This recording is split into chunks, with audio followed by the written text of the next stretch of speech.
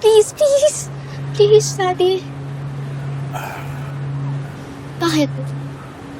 Akala ko ba gusto mo ako makasama? Oo naman. Kasi hindi pa ako nakakapagpaalam sa mami mo. Pati na rin sa lolo mo.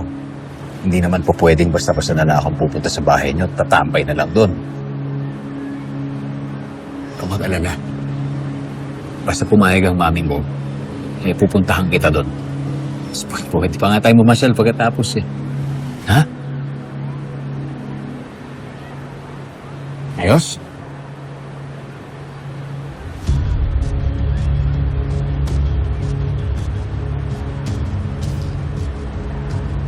Tara na.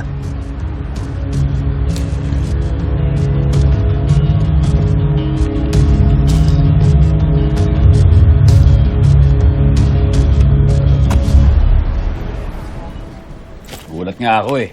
Tinawag niya akong Daddy. Kakaiba pala pakiramdam nun, Nang. Parang, alam niyo yung parang may kilig na hindi mo maintindihan na. Kitang-kita naman ngiti mo, kuya. Abot hanggang langit, oh. Uy, kamusta naman si Ibiang? Si Ibiang, ayun, nung una, malungkot siya. Pero, napaliwanag ko naman sa kanya na kahit anong mangyari, hindi naman ako magbabago sa kanya na nandito pa rin ako para sa kanya.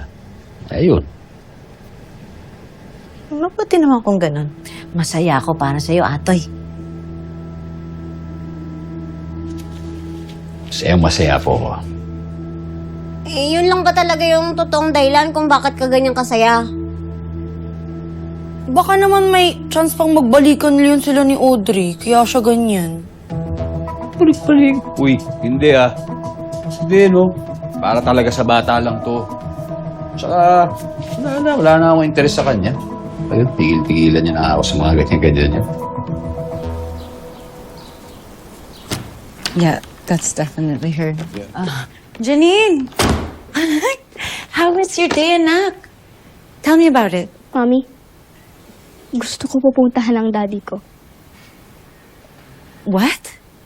Akala ko ba ayaw mo sa kanya? Hindi na. Bati na kami. Hatid mo na lang ako sa bahay ni daddy. Friday naman eh. Sa Sunday mo na lang ako sunduin. Hindi pwede. Bakit? Daddy ko naman yun. Because I said so, anak. Ang damot mo! Gusto ko lang naman makasama ang daddy ko. I hate you, Mommy. Kapag di mo ko pinayagan, ayoko na sa'yo. Don't talk to me like that.